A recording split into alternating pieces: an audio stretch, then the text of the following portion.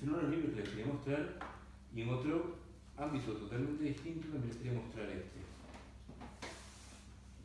Dar y tomar. Este tiene más que ver con el ejercicio que haremos a continuación o mañana. Tiene la típica explicación gilipollas y absurda que no tiene ningún sentido. Y dice tomar. Lo tomo. Dar. Se lo doy.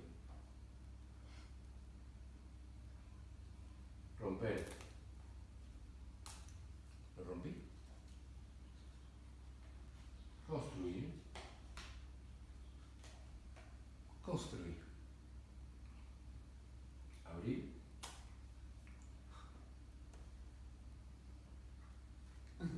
Cerrar.